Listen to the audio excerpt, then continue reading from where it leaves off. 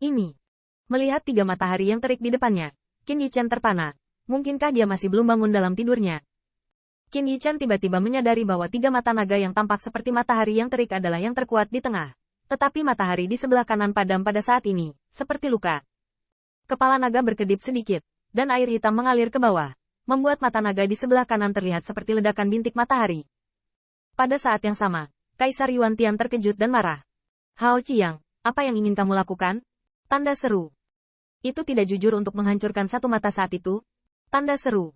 Kaisar Yuan Tian tahu betul bahwa dengan kekuatan mimpi buruk kakak seniornya, dia bahkan tidak bisa membuka segel alam jiwa naga, bahkan dengan pisau pencuri.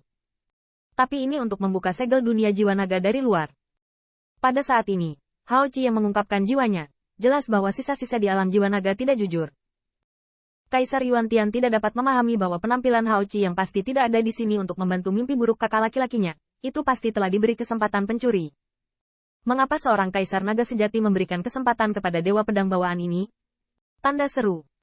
Tetapi pada saat ini, Kaisar Yuan Tian tidak memikirkannya, bahkan tidak curiga, karena hal semacam ini benar-benar terjadi. Naga sejati memang telah diturunkan ke ras lain selain klan. Yang paling representatif adalah Hao Mingyang. Dalam pandangan Yuan Tiandi, ini adalah salah satu cara yang digunakan oleh naga asli untuk memenangkan klannya. Sekarang, hal yang sama juga benar. Hao Qiang menggambar dewa pedang bawaan yang memiliki potensi tak terbatas dan menghancurkan mimpi buruk dengan kekuatannya sendiri. Kaisar Qiang. Pupil langit bermata 3, mata naga seperti matahari yang terik, begitu juga matahari yang terik. 3 mata naga Kaisar Qiang seperti 3 putaran matahari yang terik, membuat kegelapan di bawah kaki Qin Yichen sulit bergerak. Setidaknya, itu bisa membuat kegelapan yang ditransformasikan oleh kekuatan mimpi buruk menjadi tidak bergerak. Hao Qiang. Tanda seru. Tanda seru. Kulihat di kegelapan.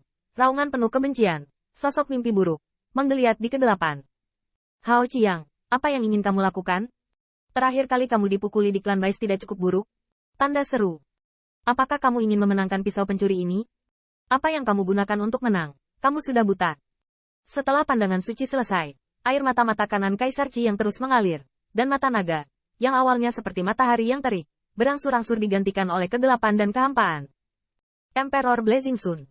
Qin Yichen menatap Kaisar Naga dengan linglung. Dia tiba-tiba teringat bahwa ini sepertinya salah satu dari sedikit leluhur yang tidak memberinya kesempatan untuk melakukan perjalanan di dunia jiwa naga terakhir kali. Ini tampaknya bukan pelit Kaisar Fei Yang, juga tidak merasa bahwa Qin Yichen tidak layak disebut keturunan naga sejati. Terlepas dari apakah itu ujian atau Kaisar Qi yang sedang menunggu, pada saat ini, kumpulan banyak kekuatan di dunia jiwa naga memungkinkan Kaisar Qi yang untuk melihat Qin Yichen. Soun Lang, kamu bisa melihat dengan sangat jelas, kamu punya sepasang mata. Dan usaha keras dalam hidupku telah dipraktekkan di mataku, hanya untuk melihat dunia dan menghancurkan semua kebohongan. Mulai sekarang, lihat mataku dan kejar pemandangan yang lebih indah. Qin Yichen gemetar, bagaimana ini bisa mungkin? Berada di alam jiwa naga. Itu berarti Kaisar Matahari telah jatuh. Dan sebelum dia hidup, mata kanannya jelas terpukul oleh golongan leluhur hitam. Jika Anda memberi diri Anda mata naga lagi, bukankah Kaisar Matahari terbakar hanya memiliki satu mata lagi? Tanda seru. Tidak. Qin Yichen ingin menghindar, tetapi cahaya Kaisar Qi yang seperti matahari yang terik, menyinari segalanya. Tidak peduli bagaimana Qin Yichen terbang, dia tidak dapat melarikan diri dari pandangan Kaisar Qiang. Faktanya, Kaisar Qi yang telah memperhatikan Qin Yichen, menyaksikan keturunan naga sejati ini. Hanya saja mulai hari ini dan seterusnya, ia berharap salah satu matanya juga bisa menemani pemuda rasaya ini melihat pemandangan dunia. Ledakan. Tanda seru. Tanda seru. Aku melihat mata naga di alis Kaisar Matahari, seolah-olah matahari telah turun, terbang keluar dari alisnya dan turun. Adegan ini menyebabkan seluruh tubuh Yuan Tiandi bergetar, tidak peduli betapa sulitnya untuk menenangkan diri. Itu adalah mata naga di tengah. Mata langit naga matahari terbakar. Apakah perlu membayar harga setinggi itu untuk memenangkan pisau pencuri ini? Tanda seru. Kaisar Matahari yang berapi-api telah jatuh. Tetapi Anda harus tahu bahwa roh Kaisar masih hidup. Ini sudah menjadi berkah dalam malapetaka dan kemalangan itu. Banyak yang disebut pahlawan seperti semut di depan Raja Dewa.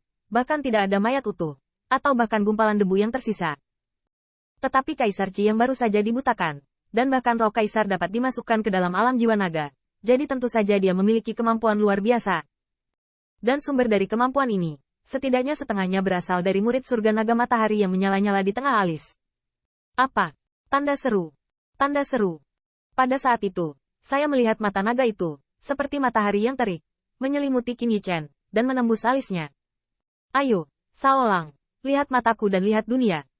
Mungkin hanya Kaisar Qiang yang tahu bahwa ini bukan kemenangan, dan baginya, dia tidak berpikir itu adalah kesempatan warisan. Dia hanya membiarkan salah satu matanya sendiri menemani keturunannya untuk membantunya melihat bahaya, membantunya melihat lebih jauh. Mungkin suatu hari nanti, dia juga bisa membiarkan Hao Qiang sendiri melihat alam semesta yang cerah yang mengubah malapetaka itu. Ledakan. Tanda seru. Tanda seru. Alis Qin Yichen terbelah, dan pada saat ini, bayangannya menghilang, dan hanya pedang emas aslinya yang berdiri di dunia. Aku melihat matahari yang terik seperti obor, mata naga yang menyilaukan, bertatakan di sisi pegangan pisaunya, mengawasi semuanya.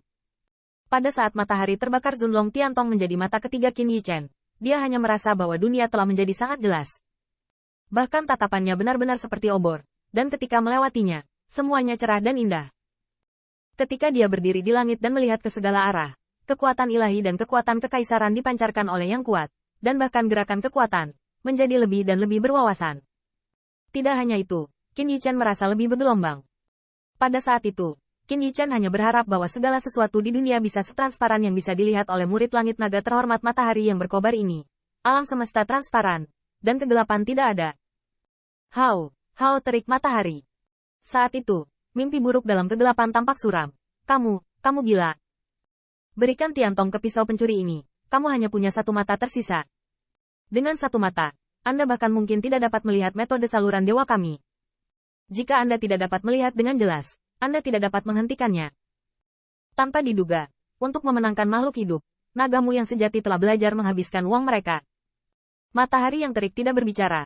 Ketika Kaisar Naga menghilang, hanya satu dari 3 matahari yang terik yang masih bersinar. Emperor Blazing Sun. Qin Yichen tidak menyangka akan ada mimpi buruk, dan pertama kali dia bangun, apa yang dia lihat persis sama seperti dalam mimpinya. Wen Tiangwan yang dihancurkan dan dihancurkan olehnya dalam mimpi masih ada, dan kegelapan juga ada di sana. Dan bahkan alam jiwa naga, ada di sana. Namun, mimpi besar membuat Qin Yichen melihat dunia ini dengan lebih jelas. Kaisar Yuan Tian tertegun untuk waktu yang lama, dan akhirnya kembali ke posisi Kaisar Surgawi yang mulia dan mulia. Kali ini dia sudah kalah dalam konfrontasi. Selain itu, ini bukan karena bakat putra Baize, juga bukan karena kekuatan tirani Huasu. Itu semua karena pilihan mereka, yang mengira itu yang paling mudah untuk diselesaikan, dan yang paling mudah membuat anak Baize kacau, menyelesaikan bencana.